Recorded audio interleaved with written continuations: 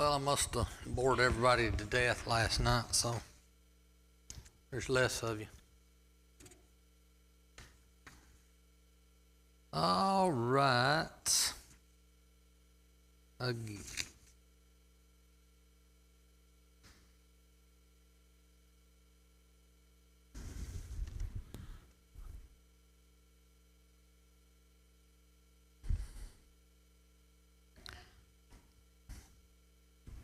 Let's start Proverbs 24:27.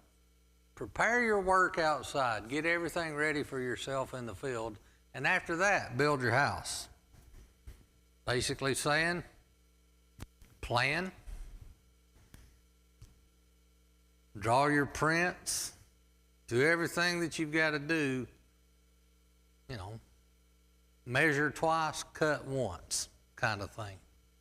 That's what financial planning is all about. The problem is life gets in the way. Obstacles pop up. Things happen that you didn't expect, both good and bad. Tonight I thought we would get more into the aspects of how it applies and what we do with our finances, rather than just look at the biblical principles, which last night I tried to lay the biblical principles that God wants us to manage the things that He gives us, whether that's wealth or however you want to call it. He wants us to have those things, but not have those things be more important than our relationship with Him. Again, prosper up to the point where your soul prospers. Let's not go beyond that and try to take over and do things for God and make Him adhere to our rules instead of us adhere to His. And so I thought I would throw out a few statistics tonight. There's estimated to be over 2,300 verses in the Bible that reference money, wealth, possessions, however you want to put it. The topic is so prominent it appears roughly twice as many times as faith and prayer combined. Think about that. I Googled it, and then I AI'd it, and then I Googled it some more and came up with some statistics, but the topic, the metric that I use, number one, God, the Lord Almighty, Most High Father, Creator, or King, referring to God, appears over 12,000 times throughout the Old and New Testament. So it appears more than anything else. Why? Because that's who we worship. But the second highest topic, wealth, money, discussing poor, all of those things that relate to what we would call wealth, approximately 2,300 plus times. The second most listed thing in Scriptures. The third is sin, iniquity, transgression, trespassing, or wickedness. It's in there a little over 1,000 times. Jesus Christ Himself is mentioned 1,400 to 1,500 times, depending on the translation, and that's in the New Testament. It doesn't take into consideration the Old Testament when it refers to Him by other names, okay? So Jesus obviously is a very big topic in Scripture. And the one that you would think would rank really, really, really high comes in fifth, and that's redemption, being saved, deliverance, rescued, or talking about the Savior of you comes in only at about 800 times. So I say all of that to let you know that if God put as much emphasis on wealth as it appears just looking at Scripture, it's probably important to us.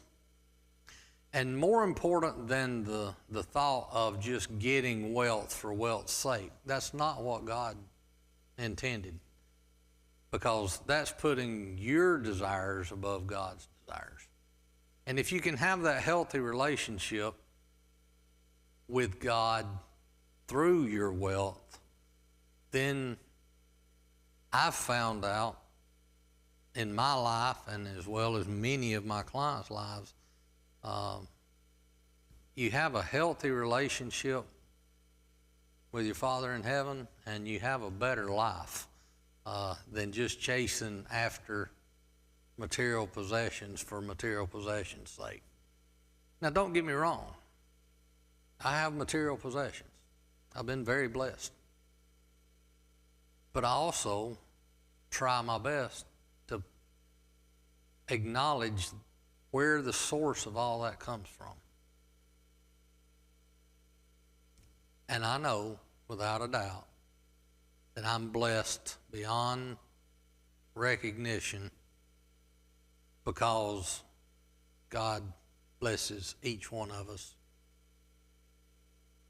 in a way that only He can do. I'll get into some stories in a minute, but long story short, let's start with stewardship. What I'm talking about is your attitude and your maturity when it comes to your wealth, your money, your possessions. In 1 Corinthians 14:20, it says, "Brethren, do not be children in your thinking, but in your thinking be mature." Well, what is Paul saying? Well, it has to do with attitude and maturity. Attitude is a manner showing one's feelings or your thoughts. Your attitude toward money reveals what you truly believe about God's provisions and your role as a steward. We defined steward last night. We are all stewards. We're put here on this earth. We come into this earth, as they proverbially say, we come in naked and we leave with nothing. You know, there's very few hearses that pull a U-Haul trailer behind it, because you're not carrying it with you. You know, you've got to make those decisions while you're alive.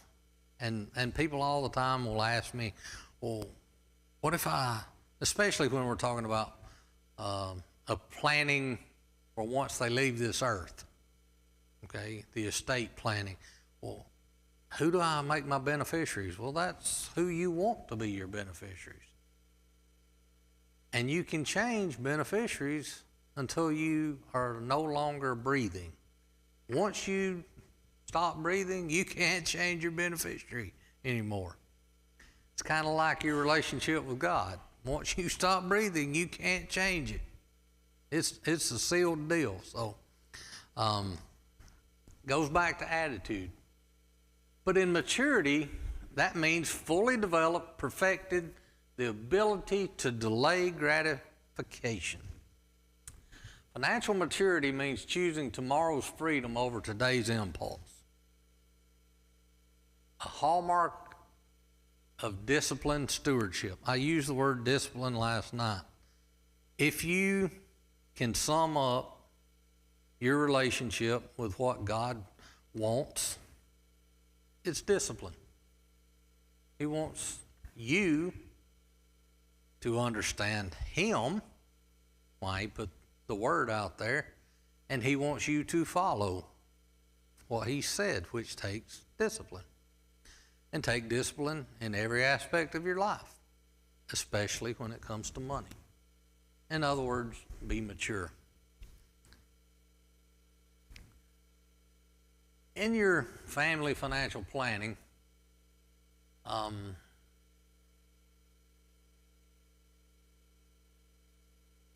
let's look at Luke 14:28.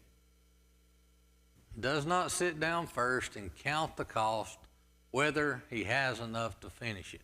Basically, I couldn't get it all on there, but the idea is, if you're going to build a house, you kind of have to figure out how much it's going to cost before you build it. And if you don't, you may be setting yourself up for financial ruin. And that is discipline in any part of your life. My son recently, I say recently, he got married a little over a year ago. Did not make that decision hastily, you know. If you know him very much, he is a very, he doesn't make decisions hastily on anything. I'll just put it that way. Takes after his mama on that. I don't make decisions very fast, but once I make them, they're done. My wife labors over them forever and ever and ever. And then once she makes a decision, it's done. But she'll revisit that same topic over and over and over many, many times before she makes the decision. Different people work differently, but my point is, think about something long and hard before you do it when it comes to your money. Like we said last night, the first thing is pray and ask God to bless your finances. Talk to God about it. You can talk to him about any other subject. Why not about this? You know? Take aim.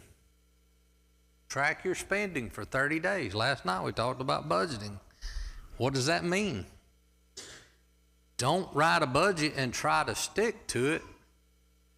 Figure out what you've been spending money on for the past 30 days or 60 days and go at it from that angle.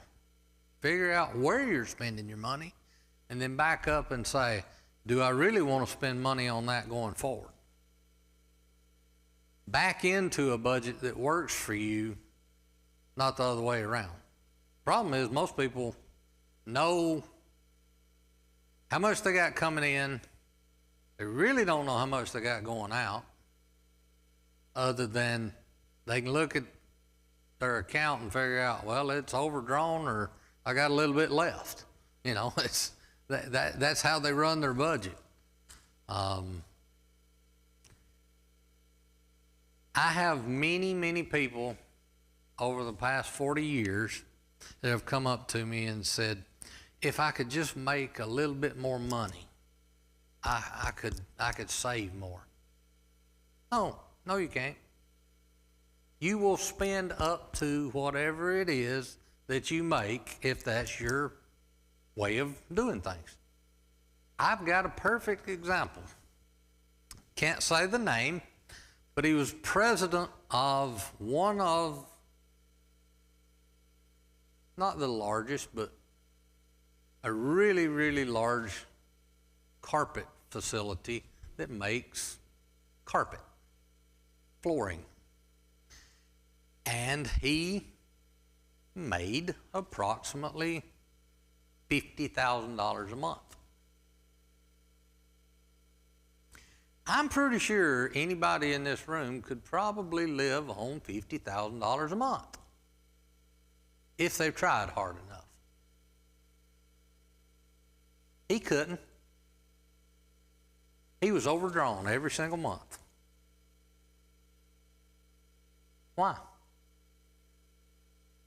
Because his desires were larger than his income. And you see that, and that's what I'm getting at. It doesn't matter how much you make. I will go to the other end of the spectrum. One of my wealthiest clients that I worked, he passed away a couple of years ago, but he was a firefighter. Started out at the lowest position as a firefighter. Worked his way up to, higher in the rank before he retired, but he retired from firefighting.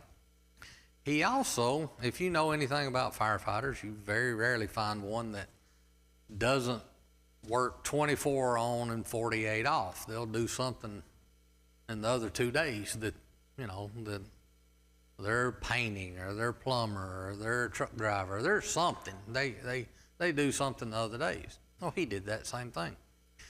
And I used to jokingly say he squeaked when he walked.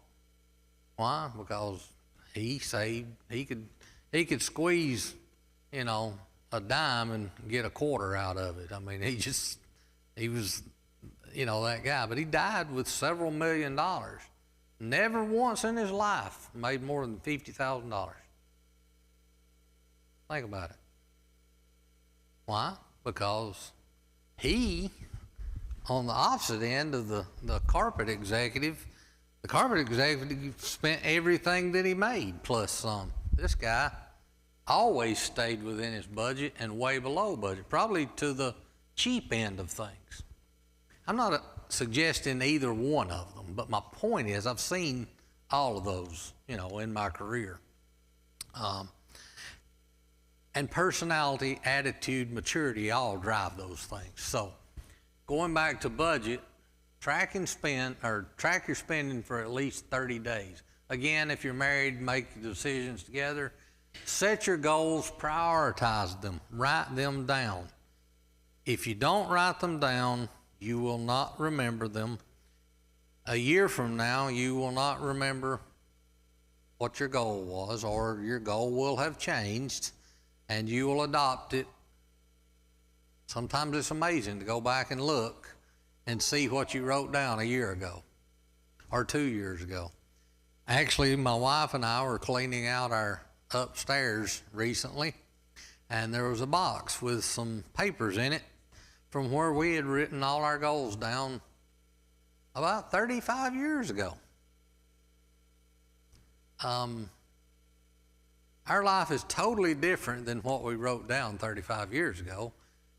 Not only did we meet those goals, we far exceeded those goals. Okay?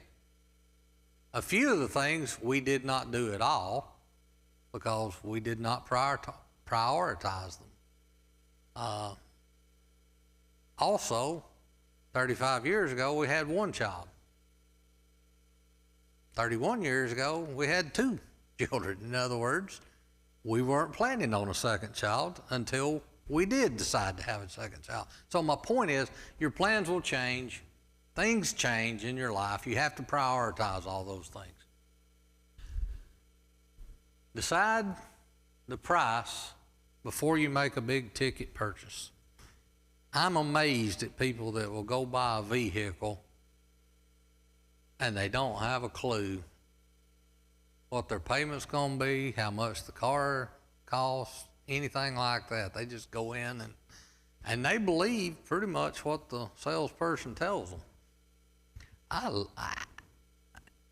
I used to really enjoy haggling with car salespeople, but I think my son gets more of a kick out of it than I do. He will go haggle and buy cars for people like our clients.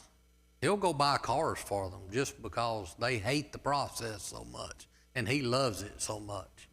He will beat the snot out of some of those salespeople on price, on stuff. Well, what about this? And what about that? I mean, he just got on and on and on, but that's his forte. That's what he enjoys doing. I'm not suggesting that you do that, but I am suggesting that you know what you're getting into before you ever walk in there to buy. If you do that, then you have parameters that you know how the outcome's going to be. A lot of the times you can work all of that out before you even get to the car dealership, nowadays. And then, like I said last night, systematically save 10 to 15% of every paycheck. That is very difficult to do until you start trying to do it. my daughter sitting here, her first job, she graduated from University of Georgia. She went to work, and you remember when we sat down, you looked at all the benefits that they had, and they had all these things, and she said, I don't know what any of this stuff is. Here, help me, Dad. Help me figure this stuff out. Well, I knew she had never had much of a big paycheck ever in her life, and so this paycheck that she was going to start getting, she's never going to miss 10% of it because she's never had 10% of it. So I signed her up for 10% of the 401k day one. She never missed it. Why? Because she had never had it before. And so my point is, if you're in that position, that's great. However, if you're already working and you've already spent and you've got all of these payments that you've already got set up, then you have to work towards this position. Meaning, you may not be able to save 10% of your paycheck day one starting out right now. But if you work towards that, you can. Why? Because sometimes you might get a raise along the way. Or you might change jobs and you go from this job to that job. And this job is making, 15 or 20% more. Well, if you were living on this one and this one's paying that much more, guess what? You got that raise. That doesn't mean you get to spend it. That means you get to start saving it for all of these things that you want to do. We think about making payments on a car for 4 years, 5 years, whatever. What we don't, and what we don't get taught, is to make payments on retirement. You sit down when you're 23, 24, 25 and get a job, you don't even think about 65. But you've got 40 years to prepare and plan for that retirement. And if you just put a little bit away all along the way, that retirement will be much bigger than you ever dreamed it would be, because you did it over 40 years. Now, somebody like me that's in their early 60s, it's kind of hard to start saving 30 or 40 or 50% of your paycheck. The hardest ones are the clients that walk into my office and say, oh yeah, I want to retire. I'm 65 and I got $40,000 in my 401k. I hope you like Social Security. That's about all I can say at that point. It's not a whole lot you can do at that point. However, if you walk into my office at 55 and you say, I haven't done anything other than my 401k, but I would like to start, then we can work out a plan for maybe the next 8 or 10 years for you to look at things. So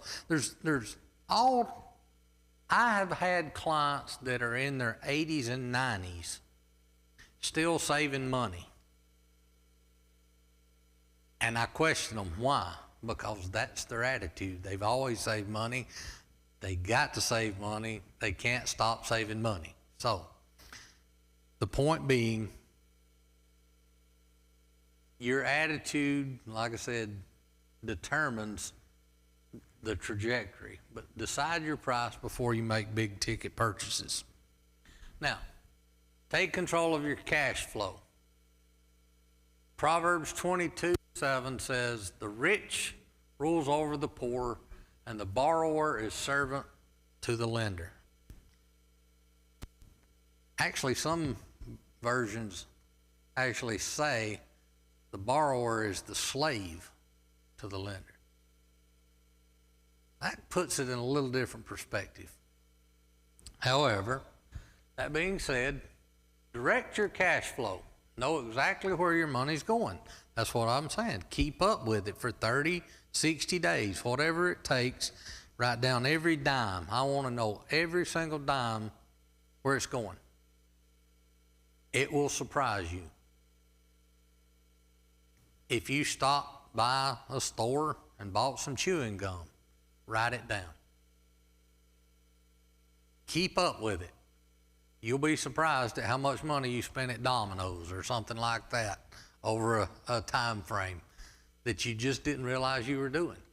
And the question becomes, is that what I want to do with my money, or is this what I want to do with my money? Which is more of a priority?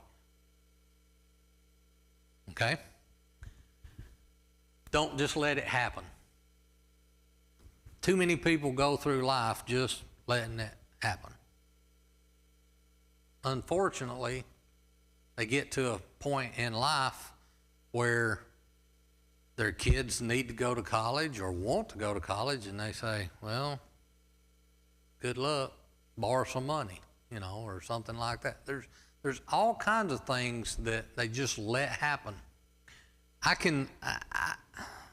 Years and years ago, I decided that I was going to specialize in 2 or 3 different things when it came to helping clients with money. One was, I went back to the old Benjamin Franklin idea, death and taxes. Everybody's going to die and everybody's going to pay taxes, okay? So when you look at it from that perspective, you need to be a tax expert, or I thought I did. That's what I started looking at. And I needed to understand what happens before somebody dies and after somebody dies. And then the one that he didn't put in there is the one that I also thought, retirement. Hopefully you retire before you die. It doesn't always work that way. But if you become somewhat knowledgeable about death, taxes, and retirement, you'll have a pretty good life when it comes to managing money, okay? And I'm talking about on both sides of the coin, me as a financial advisor and my clients. If you become knowledgeable in those areas, you can make your life a whole lot better when it comes to that.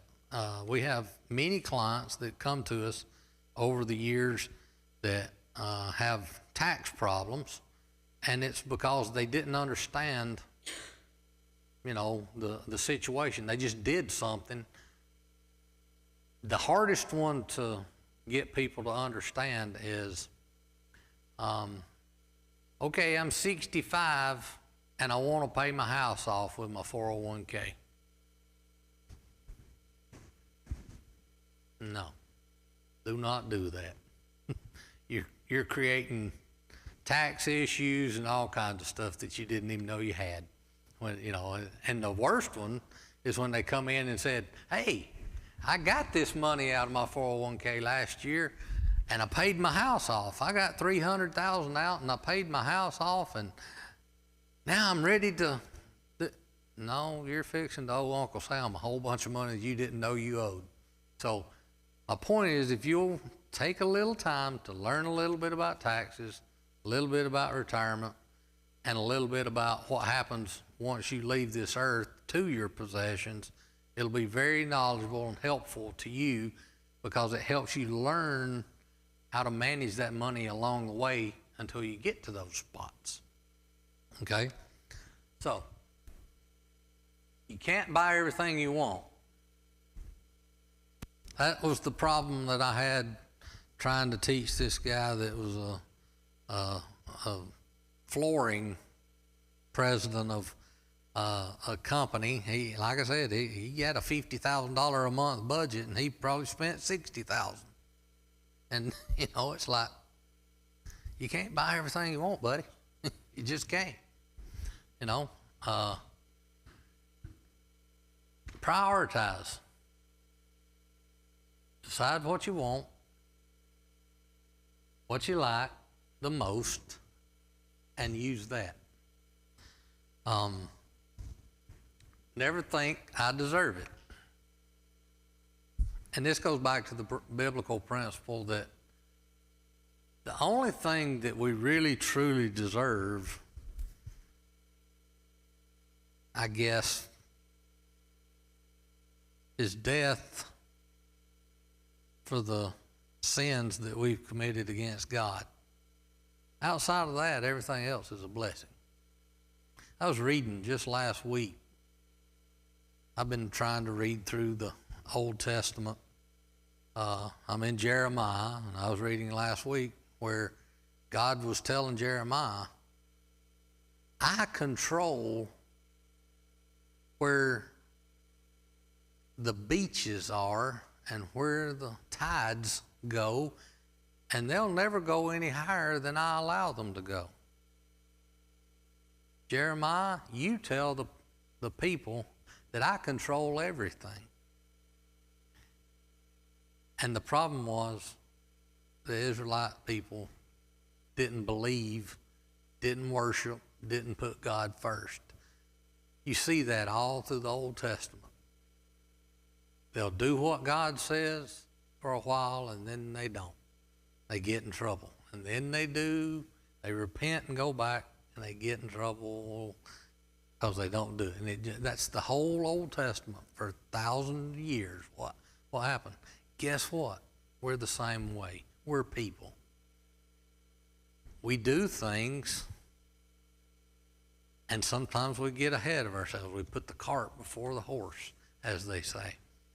But if we'll think about these things, and when we make these decisions, the idea is don't mistake your wants for your needs. Don't let your needs be under-prioritized. And then what's not needed is high at any price. We all jokingly say, hey, let's go buy some cat food at Walmart when we don't even have a cat. You know, the point is, stuff that you don't need is high at any price. You know, so if you buy junk, and junk can be anything to anyone. My future yard sale item might not be your future yard sale item. Okay? So think of it from that perspective. Why people dislike financial planning? Number one, it's hard work. It's hard work. It requires hard work and discipline. Two words or two thoughts that people don't like. Most people don't like hard work, and they don't like discipline. You know, so that's why financial planning sometimes is difficult. Past abuse. It's been used to abuse you. Sometimes partners, spouses. You know, well, you did this with money, so I get to do this, and you abuse each other with it. Again, not the best way to do things. That's why I said, you know, you've got to have that relationship. If you're going to do financial planning, which you must according to God's rules, you need to sit down with your partner and do it over time. Make it a priority for both of you. Even if one of you can't stand the thoughts of doing it, and the other one only wants to do it all the time. You gotta find a happy medium in there somewhere. Failed plans. You never designed a plan that really worked. Or so you think. The problem with this is a lot of people think their plan failed when they failed to work their plan. If you understand what I'm saying. Plans don't fail because they're horrible plans. A lot of times they fail because we fail to execute on them. I want to do this, and so you set the priority and you set the goal to do something, and then you fail to execute on it, and it didn't work out the way you wanted.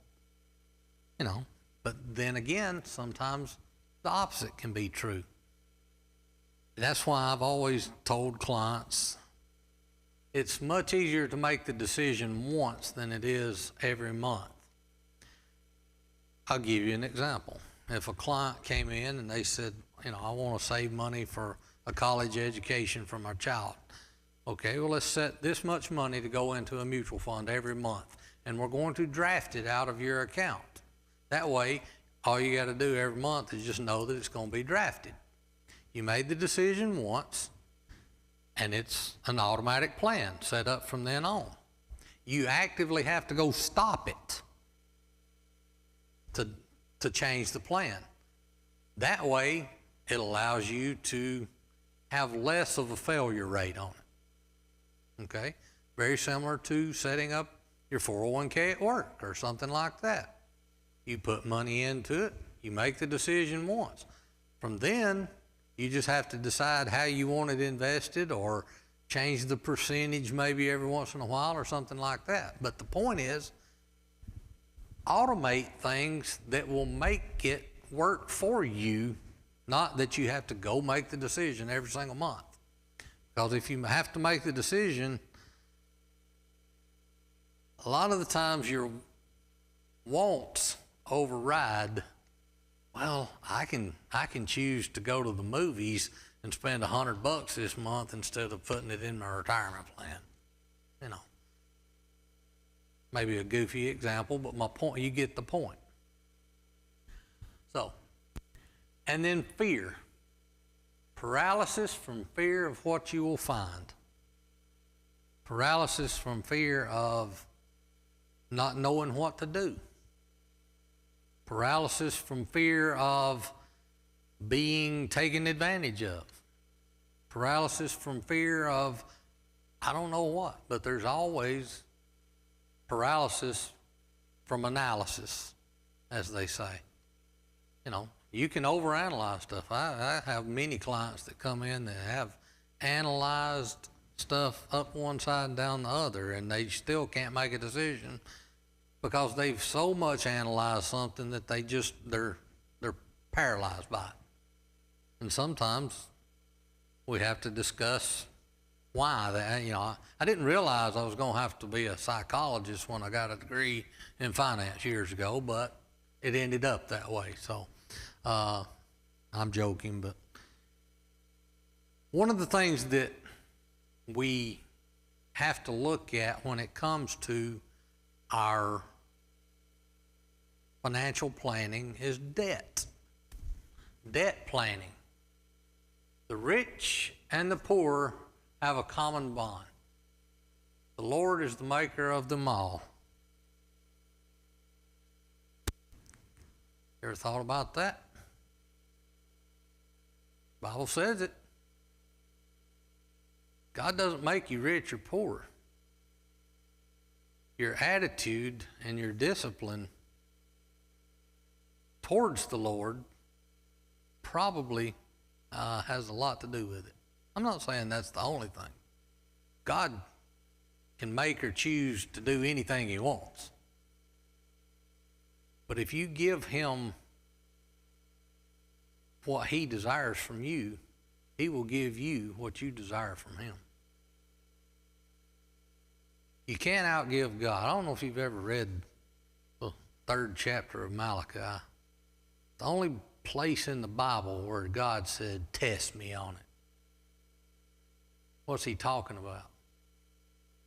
He was testing the Hebrews.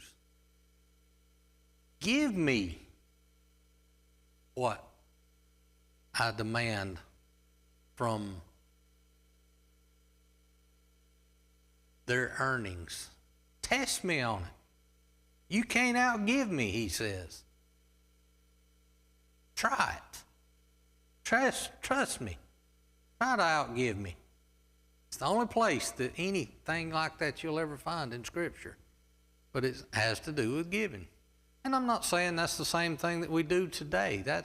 Yes, I realize that's in the Old Testament. But it is an example of God's heart and his willingness of what he wants to do with his people. Test him. See if you can outgive him.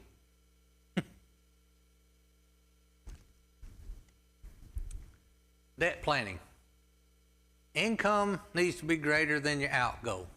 If you have more coming in than going out, and you're not living beyond your income, you are ahead of the game. 50% of the population in the United States couldn't go 3 weeks without a paycheck, or they'd have to file bankruptcy. That's a terrible statistic. Think about it. Would that be you?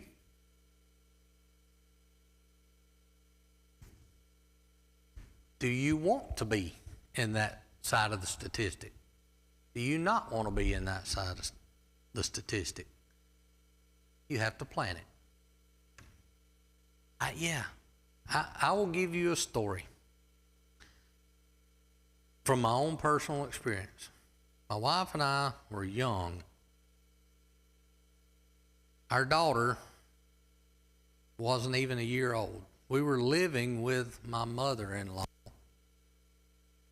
And we both had barely paychecks that we could barely make it on. And we found out we were pregnant with our first child, and I just broke down in tears. It's like, I can't wait to have a child, but I don't know how I'm going to pay for it. I just didn't know what to do. And so I started reading, studying what God had to say about it. And long story short, back then, the only company I've ever heard of was Ingersoll Rand. They had a plant here in Calhoun, and if you went to work for them, the day you crossed the 60-day line, you got insurance with that company, and they would pay for any existing health problem that you had. Well, I got hired. July 31st was my 60th day. Dawn's due date was July 29th. You think any praying was going on there?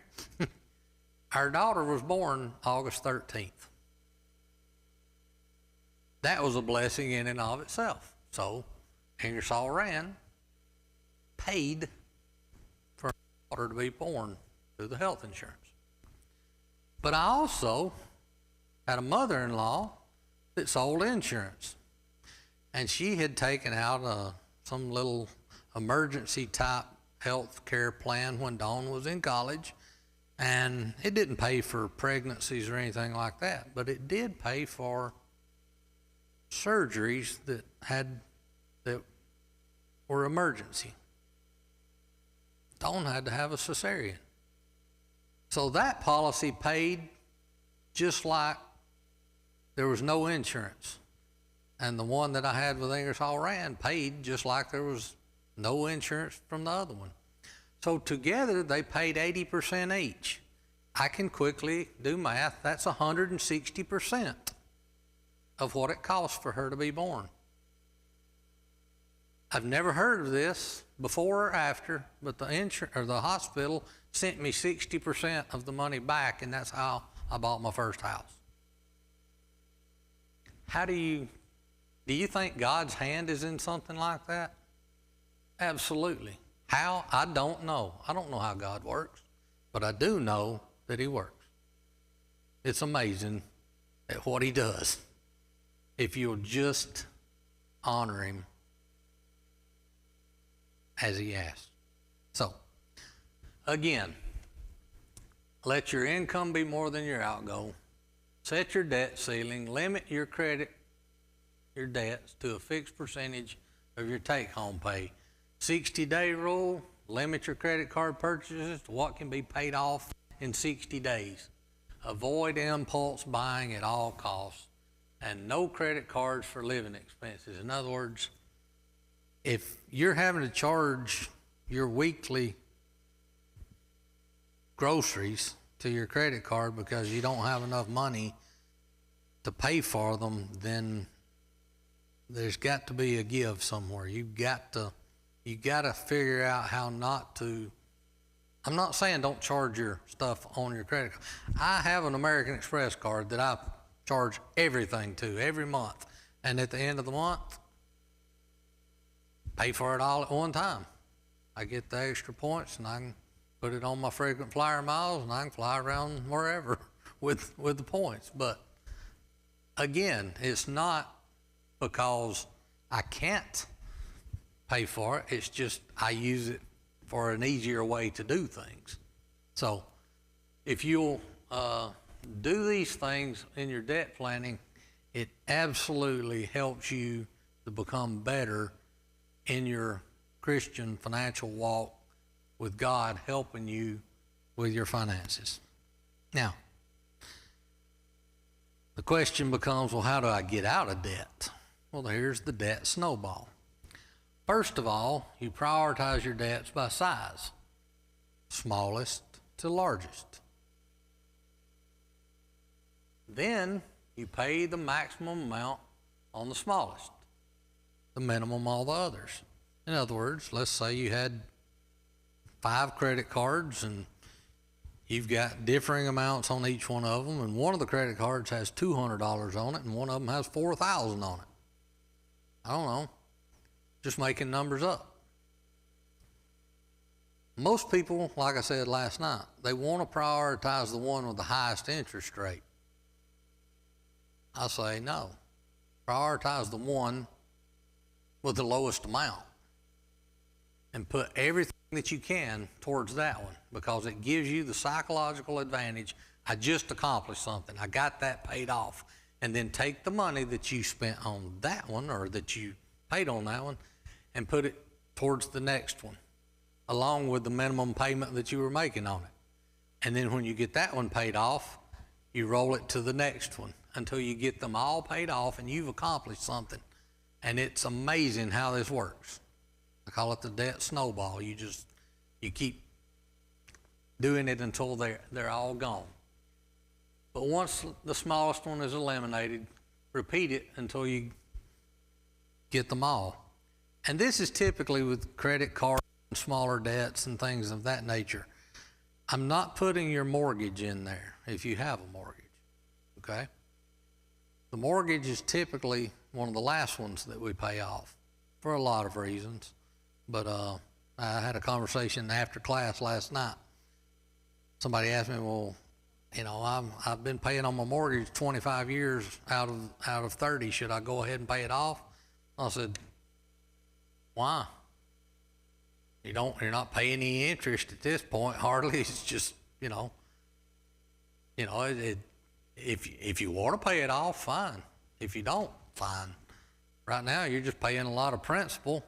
You're not getting any tax advantage for it.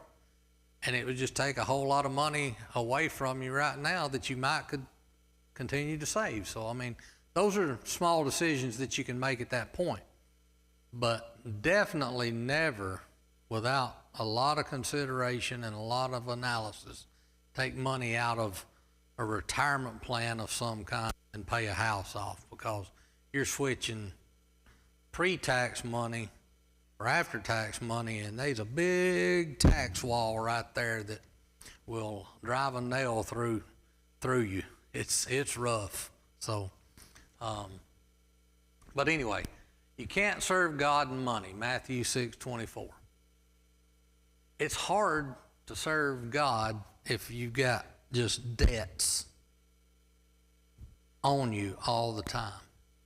You can't think clearly. So the point is, if you're in that situation, get yourself out of it. If you're not in that situation, don't ever get yourself in it. I mean, it's basically those two things. Hate to sound harsh, but that's the way it is. I mean, if you're already in that situation, you can dig yourself out. My wife and I was in that situation very early on. We had a lot in credit card debt. We didn't have a house. We finally bought a house, but then we still had all the credit card debt. The hardest thing we ever did was try to pay off all our credit cards, live, and continue paying the mortgages and all that kind of stuff. That's one of the hardest things we ever did. And you can ask her, she'll tell you to this day, I don't want to go back into that because it's so difficult. But once you escape it, you will feel a weight lifted off your shoulders that you didn't know could be lifted. So, again, set your course. In this world, there's things that you have to protect. Protecting things that you can't afford to lose. Don't like to discuss it, but life insurance. Life insurance is not there for you. You're the one that's dead. It's for those that you're leaving behind. Okay? I think it's interesting that God said to Isaiah, I have spoken and I will bring it to pass. I have purposed it and I will do it. Life insurance, again, is a tool, not necessarily the end result. It helps people accomplish things that they may not have been able to accomplish, or, if you didn't leave it. In other words, I always jokingly told Dawn, my wife, say, I love you, honey. And I'm the type of guy, if you want to remarry, I wish you well. But I don't want you to have to marry the first guy that comes along and pay the bills. I don't want you to get married for money. I want you to get married for love if you get remarried. I know that's weird. Some men are the opposite. They don't ever want their spouse to remarry. And that's fine too. You and your spouse have to work it out. But, I jokingly have always told her I'm worth a whole lot more dead than I am alive, So, but anyway, life insurance takes care of needs that can't be taken care of any other way. You're no longer around to take care of it. So, health insurance, again, is one of those things that you got to have in this world. Why? Things can happen. Diseases, problems, health problems that you just don't know can cost thousands, upwards of millions. And it can wreak havoc on your financial life. What happens if you're in a car accident and become disabled, or you get hurt at work, or whatever? Disability, homeowners, renters insurance, automobile insurance, cash reserve planning, just having some money set aside to help. All these things are there to help you through times that you might not be able to work, or if something happens. That's what it's there for. The problem is paying for it. How do you justify paying certain prices for things that may never happen?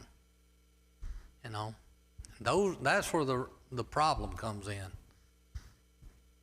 And that's where the research comes in, and that's where you have to make decisions on your own. And we're not going to beat those subjects up tonight, but they are part of your financial life, and you do need to look into it. Here's a more fun topic. It's called the Rule of 72, the power of compounding. You take the number 72 and you divide it by your interest rate. That'll tell you how long it'll take to double your money.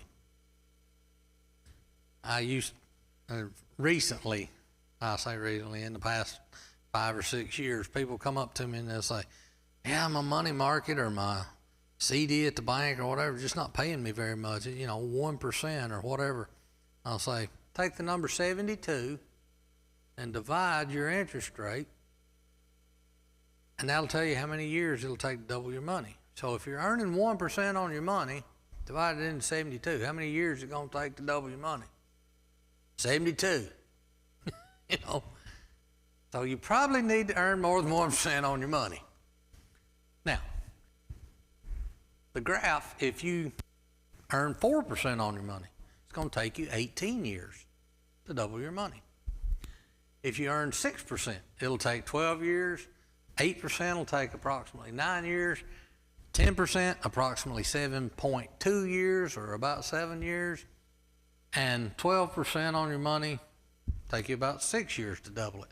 And people say, well, that's great, but how do you get 12% on your money? Well, there's nowhere consistently that you can. I don't know anywhere that's going to guarantee you 12%. Now, there are plenty of mutual funds, investments, and things like that that have averaged that over time. But just because they've done it in the past does not mean they're going to do it in the future. Okay? So be aware of that. But there are if you can go back to the 1700s and you can look at the stock market all that time, and yes, there have been many times that the market has dropped significantly. And yes, there have been many times that the market has went up significantly. But if you average all of that out, the stock market averages about a 10% return every year. That doesn't mean you're going to earn 10%. That means some years you'll get 18, some years you'll get a 2. Some years you'll get a 40, some years you'll get a negative 30. That hurts, you know. But my point is, if you stick it out, typically you'll do very well in that. The problem is, you always heard Grandpa say, I lost everything in the Great Depression. Well, no, you didn't, because nobody had any money back then. So, you know, it's most of it is just, I ask people, when are some of the best years that's ever been in the stock market? Because I studied it, I know. You know that 1931, 32, some of the best years that's ever been in the stock market? 1929 wasn't that great, but the following years were. You know, nobody talks about that. I can go back in my life. I can look at, you remember, Ron, the oil problems we had in 1973 and the lines of gas that everybody, yeah, I remember my dad being so mad. We were in Texas on vacation and gasoline went from 25 cents to 40 cents in a week. I ain't never seen somebody mad in their whole life. It went from 25 cents to 40 cents. He was so mad, it was unbelievable. But that caused problems. The stock market went down from 1973 to 75. But from 75 on to about 80, it just kind of rocked along, and then all of a sudden in the 80s it went up, and it never looked back until the early 2000s. Dropped for 3 years in a row, went up for 5 or 6, dropped for 2 in a row, and went up for 7 or 8 more. So, I mean, yes, it's going to go up and down. It always does. People say, well, how do you know it's going to go up in the future? Well, is there going to be inflation in the future? You know what causes inflation, don't you? People wanting higher wages. So if somebody gets a higher wage, then it's got to come from somewhere else. If a company's going to make a widget and they're going to pay somebody and then they have to pay them a higher wage, they got to raise their price sometime. And it's a spiral that, yes, everything's going to go up in the future, including stocks and everything else. So they just may not go up in the same line. So think of it that way. But if you can earn 4% or 12%, which do you want? Well, I always want the 12. I just got to know the risks that come along with it. The money may not be available the day that you want it if it's all invested in the stock market. So you got to be aware of things like that. Set your course. And this is like education, public versus private, college planning, UPMAs, debts, federal or private, Section 529s, education IRAs, all those kind of things. You ready? Okay. I'm not going to get to everything. Set your course, power of compounding. There was one other thing I was going to ask. If you could have one of 2 paychecks, $1,000 a day, every day for 30 days, or a penny every day and double it, every day. Which do you want for 30 days? Which one would be the bigger paycheck? $1,000 a day every day for 30 days, or a penny and double it every day? Which do you want?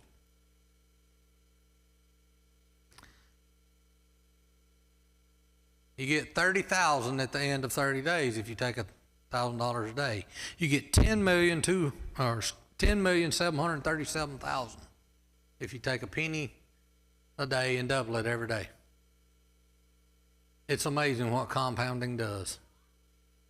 Think of it that way. So we can talk about estate planning. That's the end of it. But again, that's down the road. So with that, I am through. Tomorrow night we will have a question and answer. And I'll hopefully answer questions that you've got. So